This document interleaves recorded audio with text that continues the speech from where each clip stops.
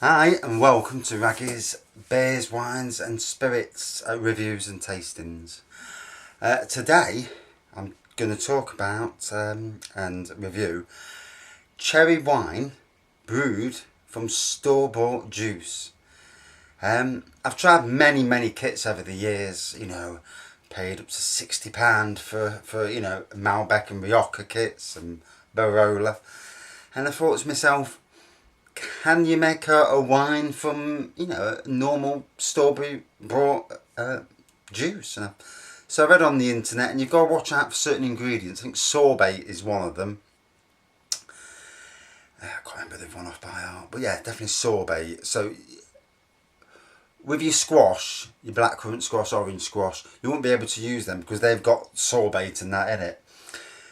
But with regards to this, what I've made, cherry juice, it hasn't got them ingredients in, and most of them, if they're pure, then they're all right to use. Now what I did is, let me show you on the computer. Let's see. Right, I bought cherry juice, Tesco Cherry Juice drink, 1 litre, 80p. I also bought Wilko's Expressed Wine Yeast Compound. It's sufficient for 5 gallons, it's got yeast and nutrients. And at the end, I bought Wine Finings A and B, and they were £1. Now obviously, you're going to need sugar. So, if you've never brewed before, you're going to need something like this behind me, fermentation book. I think you can just see it on the camera. You're going to need one of them. So initially, with any home brewing, it's going to cost you a little bit. I'll go into full details on the home brewing at another stage. With the cherry juice, you're going to need either 3 or 4 cartons. So I did 3. So 80p each, £2.40. I paid £4 for the sugar, Morrison's salt, £1, 2 kilos of sugar for £1. Yeah, 2 kilos for £1. So yeah, 2 bags of that, so £2. Yeah, £2. Right, so yeah, so definitely 4 kilos. So that's £2.50, £4.50, £2.50 for the yeast and nutrient. So that makes £7, and £1 for the finings at £8. £8, and I made 30 bottles of cherry wine. Like with any wines, like with any homebrew wines, poured the cherry juice into the bucket. Obviously everything has to be sterile, and I'll go through that another time. Dog's outside barking. You pour it into the bucket, pour the sugar in. No, actually, sorry. We'll do it the other way. First things first, pour the sugar in. Pour hot water in. I put 5 litres of hot water. Get that sugar dissolved. Then put the cherry juice in. Get it the right way around. And then a mixture of hot and cold water up to 20. I always do to 24 litres. Because you can have a litre where you can have the sediment, and even though it's, it doesn't taste that bad actually, the sediment, it's all cloudy, so if you don't really want that. But anyway, up to 24 litres. At the end, make sure it's lukewarm, not red hot, because obviously the yeast won't work. Make sure it's lukewarm. Put your finger in. Oh, the other side. If it don't feel too hot, you're fine. If it does feel hot, let it cool down a bit. Sprinkle the yeast on top, and then put your lid on like here, with the bubble thing at the top that I can't remember the name of, the airlock. And then stick it in a warmish place. If you're using you can use one of these belt wraps, and it'll bubble up like that one. Me, because this is my beer room, and we're in summer and it's baking. I had it where it was 90 degrees in there the other day. I come in and you can see by this, it's all red at the top, and that's because this wine, when it was bubbling away like mad. So obviously if it's in winter, you're gonna have to keep it in your house. in a warm place. But in the summer months, if you've got an outdoor room, conservatory, shed, beer room, whatever, stick it in there, let it bubble away.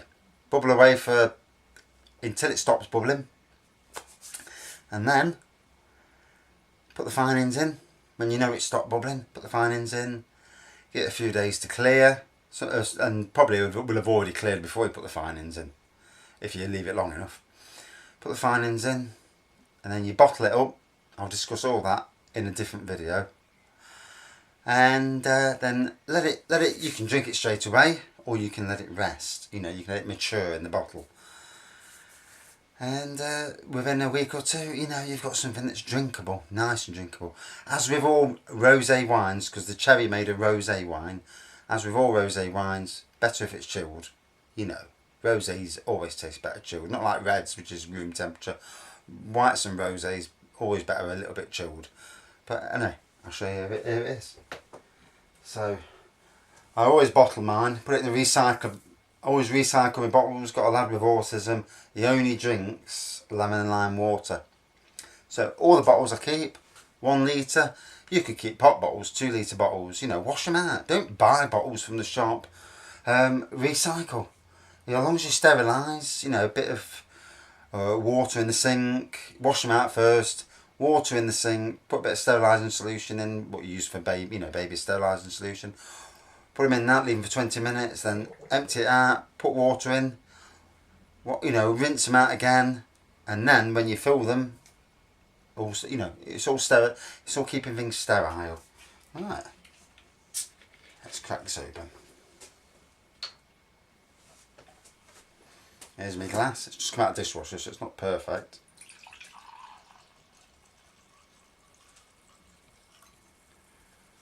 And it's made a nice clear rosé. I wouldn't say it's 100% clear, but I'm not selling it in the shop, so it doesn't really matter.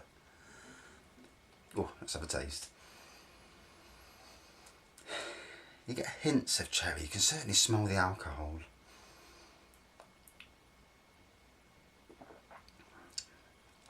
Oh, it's made a very nice, especially for this time of the year, summery rosé. I mean, it's obviously not going to be as good as the shop bought ones that are 10 quid. But your lower brands, it will be comparable to that. And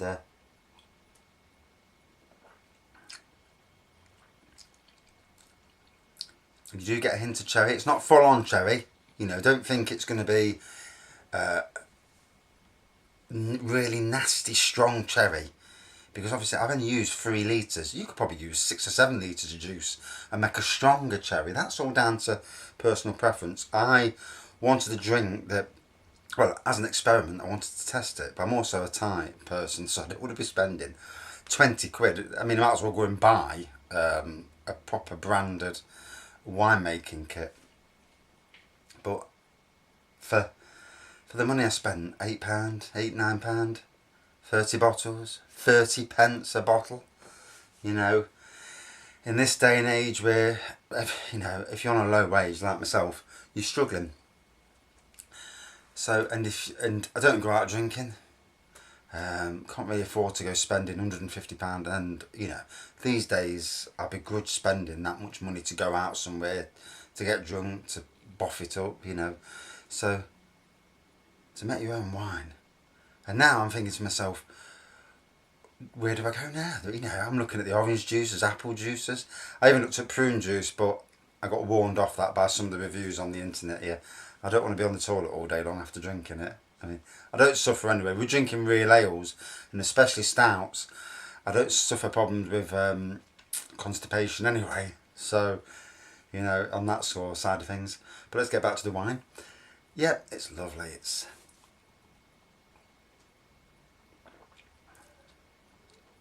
very drinkable. Doesn't leave a nasty aftertaste. Like all wines, when you first start drinking wines, they all taste like vinegar.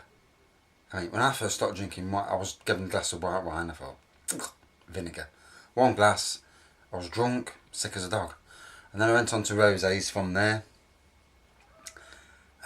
Grey Fox Rosé that Sainsbury's sell. Whew. That and Mateus, two of the best rosés you'll ever drink. And then I went from there, I got introduced onto reds by one of my mates. And now I can drink any of them, and you know, obviously your palate changes. And now, you know, they all taste great. I can tell the difference. I'm no connoisseur, you know. I'm not like these people who can get notes of oak and all that. I mean, I don't know sometimes if they're talking out the backsides, but for me, I know what I like.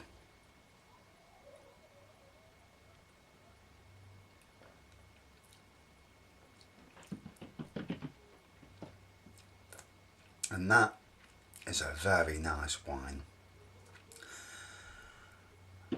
Strength wise, I would say it's 11% alcohol content. You can do the measuring if you've got the right tools for it, you know. But I broke mine and I've never really bothered since. I can tell when it's brewed. You know, when you drink it, you can gauge within a certain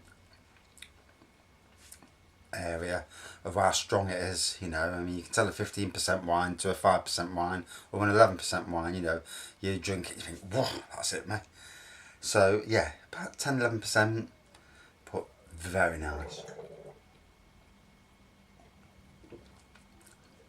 This year I'm going to brew more of these, and I'll do a video one day showing you start to finish how to brew it, and I'll continue it at the end, show you it being poured, and we can all drink cheap wine without trying to go through customs to France and paying a fortune that way. Thanks for watching, and I hope that was interesting. Cheers.